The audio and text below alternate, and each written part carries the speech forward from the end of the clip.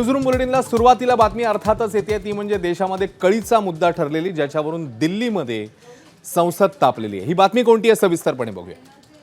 तर ही बातमी अर्थातच आहे ती संपूर्ण देशामध्ये कळीचा मुद्दा ठरणारी, जसं मी म्हटलं 33% महिलांना आरक्षण देणारं विधेयक आणि लोकसभा मतदारसंघ पुनर्रचना विधेयकावरून देशाच्या राजधानीत राजकीय वातावरण चांगलंच तापलंय। सरकार जनगणना टाळत असल्याचा आरोप समाजवादी पक्षाने केल्यावर देशात लवकरच जातीनिहाय जनगणना होईल असं गृहमंत्री अमित शहानी स्पष्ट केलं। तसंच 2029 पर्यंतच्या कोणत्याही निवडणुकांसाठी हे विधेयक लागू होणार नसल्याचं केंद्रीय गृहमंत्र्यांनी स्पष्ट केलंय। तर महिला आरक्षण विधेयकाला आमचा विरोध नाही, मात्र महिला आरक्षण विधेयकाच्या आडून केलं जाणारं लोकसभा मतदारसंघ पुनर्रचना विधेयकाला आमचा विरोध आहे असा आक्षेप विरोधकांनी घेतलाय। तर विधेयकाच्या टायमिंगवरूनही विरोधक आक्रमक झालेत। पश्चिम बंगाल आणि तामिळनाडू विधानसभा निवडणुकांमुळेच हे नाटक सुरू आहे असा आरोप ठाकरेंच्या शिवसेनेने केला। पुनर्रचना विधेयकामुळे खासदारांची संख्या वाढून ती जास्तीत जास्त 850 होणार आहे। 3 दिवसांच्या विशेष अधिवेशनात ही विधेयकं मंजूर करून घेण्याचा सरकारचा मानस आहे। मात्र घटना दुरुस्ती विधेयक मंजूर होण्यासाठी 2/3 बहुमताची गरज आहे। लोकसभेतलं संख्याबळ पाहता सरकारसाठी तितकंसं हे सोपं नाही, त्यामुळे नेमकं काय घडतंय पाहणं महत्त्वाचं आहे।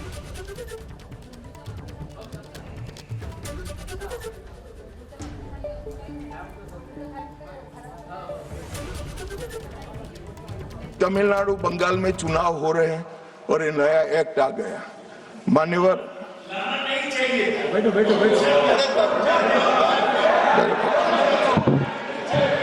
मान्यवर, मैं स्पष्टता से कह देता हूं कि ये डिलिमिटेशन कमीशन की जो रिपोर्ट तभी लागू होगी जब पार्लियामेंट इसको स्वीकार करके करेगी और राष्ट्रपति महोदय इस पर अपना मंजूरी का मोहर लगाएंगी।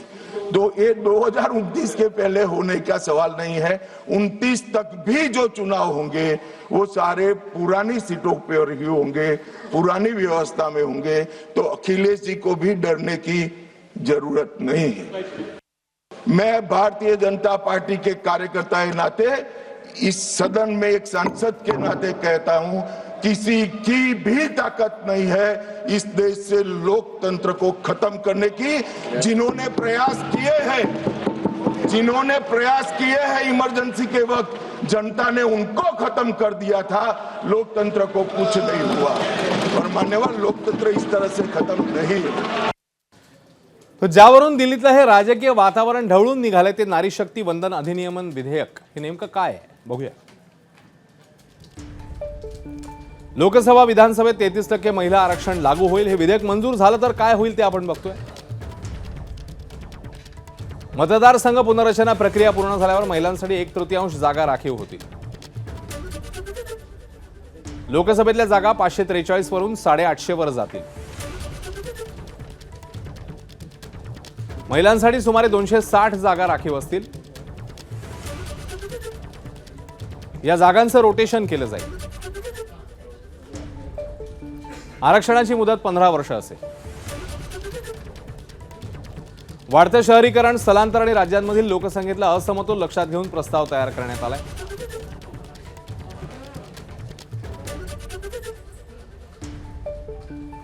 आणि आरक्षण विधेयकाचे राजकीय गणित काय सांगतं ते आपण बघतोय। मॅजिक फिगर आहे, मॅजिक नंबर आहे 360 चा। विधेयकासाठी आणखी 67 मतांची त्यामुळे आवश्यकता असणार आहे। एनडीएला किंवा सरकारला एनडीएकडे सध्या आहेत मतं 293, ज्याच्यामध्ये भाजप 240, टीडीपी 16, जेडीयू 12, शिवसेना 5, लोकजनशक्ती आर 5, इतर मित्रपक्ष 13। इंडिया आघाडीकडे मतं आहेत 232, काँग्रेसकडे 98, समाजवादी 37, तृणमूल 38, डीएमके 22, ठाकरे 9, इतर मित्रपक्ष 38। त्यामुळे मॅजिक फिगर जो 360 चा आहे तो गाठण्यासाठी एनडीएला आणखी 67 मतांची आवश्यकता ही आहे।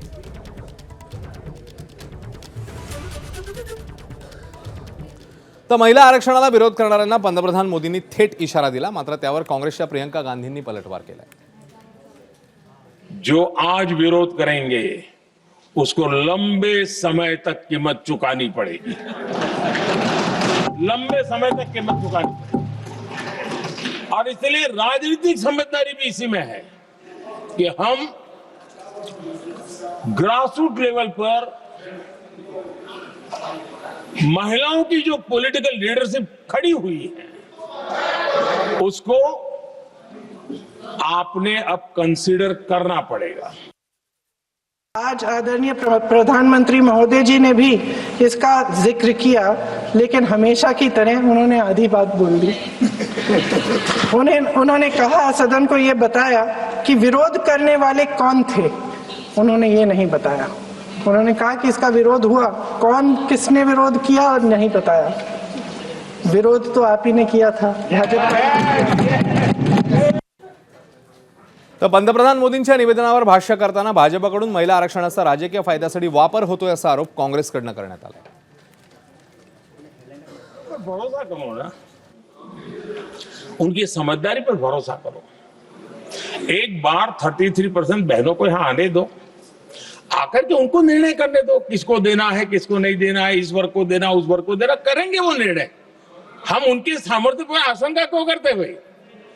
एक बार आने तो दो, उनको आने तो दो। जब आएंगे तो 34 में। आदरणीय प्रधानमंत्री महोदय जी, इस देश की महिलाओं का वाकई आप सम्मान करते तो उनका राजनीतिक इस्तेमाल न करते। आपने ही कहा था कि भारत की हर नारी का ये हक है, उसका अधिकार है, किसी की मेहरबानी नहीं, और इस हक को वे पूरी जिम्मेदारी से देश की अखंडता और एकता को बचाने के लिए इस्तेमाल करेंगे। हम आपके इन तीनों विधेयकों का सख्त विरोध करते हैं। तर महिला आरक्षणाचं क्रेडिट विरोधकांनी घ्यावं पण विरोध करू नये असा टोला मोदींनी लगावला, ज्यावरून प्रियंका गांधींनी मोदींवर जोरदार निशाणा साधला। हमें क्रेडिट नहीं चाहिए। जैसे ये पारित हो जाए, मैं कल एडवर्टाइजमेंट दे करके सबका धन्यवाद करने के लिए तैयार हूं, सबकी फोटो छपवाने के लिए तैयार हूं। क्रेडिट आप ले लो, चलो। क्रेडिट की चिंता है क्या जी? ले लो ना क्रेडिट। आपको जिसकी फोटो छपवानी है सरकारी खर्चे से हम करवा देंगे। आज प्रधानमंत्री जी की बातों से ये लगा कि भाजपा ही महिला आरक्षण के चैंपियन, प्रस्तावक और सबसे बड़े समर्थक रहे हैं। इनके पूरे भाषण में यही बात थी, जबकि ये कह रहे थे कि इन्हें इसका श्रेय नहीं चाहिए। कोई भी महिला आपको बता देगी कि बार बार बहकाने वाले पुरुषों को महिलाएं झट से पहचान लेती हैं।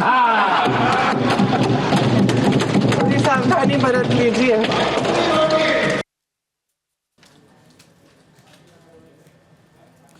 तर महिला आरक्षण आणि मतदारसंघ फेररचना विधेयकावरून विरोधकांनी केंद्र सरकारला घेरलेलं आहे। या सगळ्या संदर्भात अमोल कोल्हे, अरविंद सावंत आणि अखिलेश यादव या तिन्ही नेत्यांनी नेमकं काय म्हटलंय बघूया। विशेष अधिवेशन क्यों बुलाया? वहां चुनाव राजनीतिक नहीं है, सैद्धांतिक है क्या? बंगाल में हो सकता है, मद्रास डीएमके में, तमिलनाडु में हो सकता है, केरला में हो सकता है। पैरों तली मिट्टी हिल रही होगी, जमीन। अभी क्या करे, कौन सा ढोल बजाए? तो ढोल बजाना है। देखो, महिलाओं के लिए आरक्षण हम लेकर आए हैं। आपने आरक्षण का बिल डिलिमिटेशन के साथ जोड़ा है, तब विरोध हो रहा है।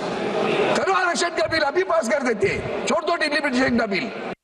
आता मात्र जे विधेयक आणलंय ते महिला विधेयकाच्या आडून एक वेगळा कावा तर खेळला जात नाही ना, हा प्रश्न उपस्थित होतो।